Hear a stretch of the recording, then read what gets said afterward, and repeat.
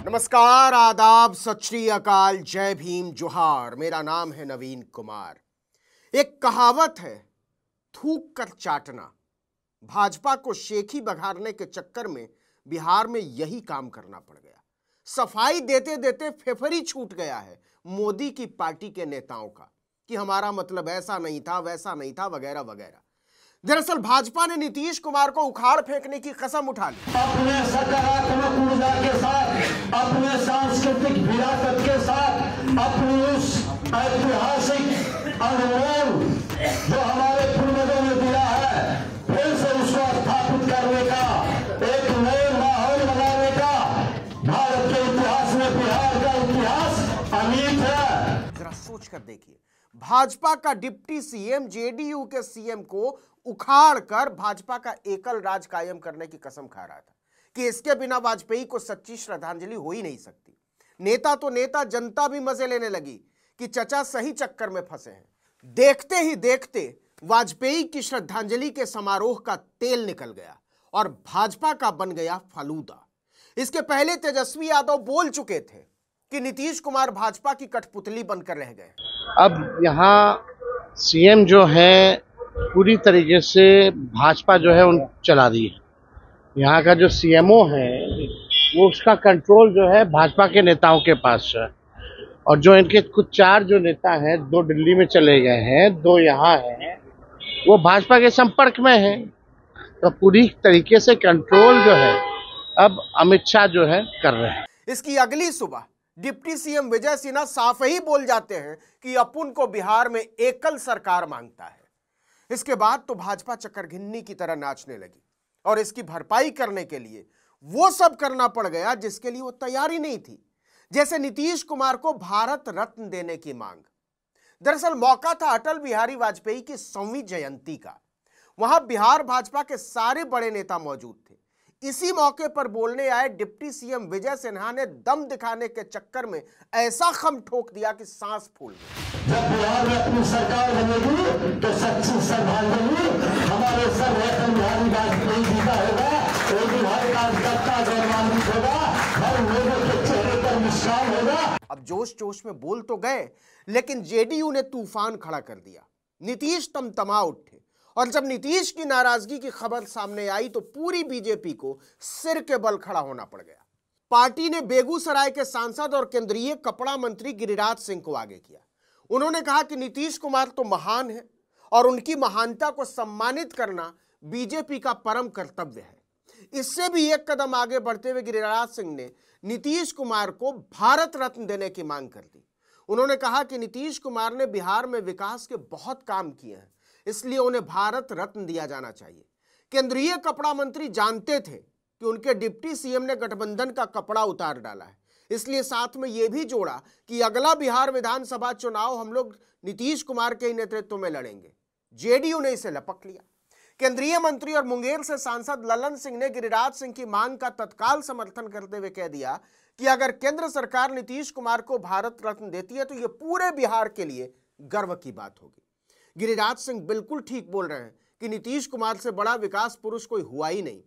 विजय सिन्हा समझ चुके थे कि उन्होंने बहुत बड़ा वाला कांड कर दिया है और अब तत्काल यू टर्न लेने में ही भलाई है। तो बुझे मन से उन्होंने कैमरामैन को बुलाया और कहा कि सुनो भाई, सफाई रिकॉर्ड करो।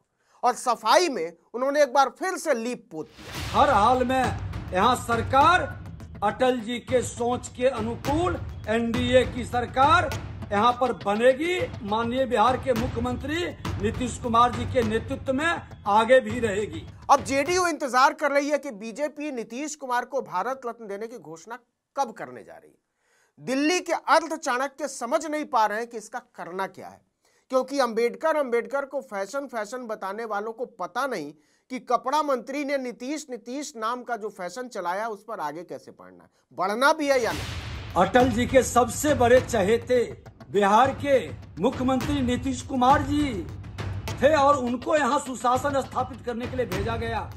अब नीतीश अपने बंगले में बैठकर बीजेपी की हालत पर मजे ले रहे हैं बिना एक शब्द खर्च किए हुए। उन्होंने भाजपा के अर्ध चाणक्यों को समझा दिया है कि बिहार में उनकी बोली बिगड़ी तो लेने के देने पड़ जाएंगे। बिहार के लोग सोच रहे हैं कि अगला चुनाव भारत रत्न नीतीश कुमार को सीएम बनाने के लिए होगा या उनको उखाड़ फेंकने के लिए। दिल्ली भाजपा मुख्यालय में बैठक पर बैठक चल रही है कि विजय सिन्हा और गिरिराज सिंह तो बोलकर निकल गए, लेकिन चुनाव में बिहार वालों से क्या बोलना है, क्योंकि भारत रत्न की मांग कोई जेडीयू ने तो की नहीं है, खुद भाजपा ने की है। आज विजय सिन्हा क्या बोल रहे हैं, जो डिप्टी सीएम है दूसरा नंबर के, कि अटल जी के सपने अधूरे हैं, बिहार में भाजपा की हम सरकार लाएंगे। कई तरह के बयान इस गठबंधन के अंदर कई लोग अपना दे रहे हैं।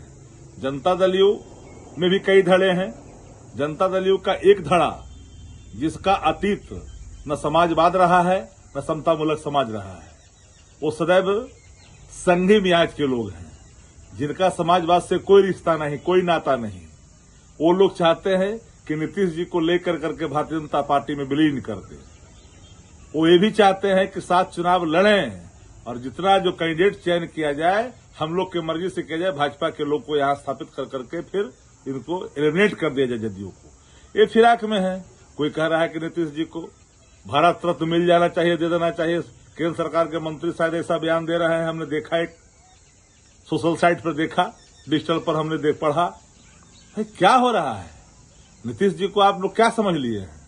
अगर नीतीश कुमार जी की दुर्गति कराने के लिए नीतीश कुमार जी के इर्द गिर्द जो लोग हैं वो अगर बैठ करके चाहते हैं कि जनता दल यू का अस्तित्व खत्म हो जाए, तो जदयू में 2 धाड़ा हो ही चुका है।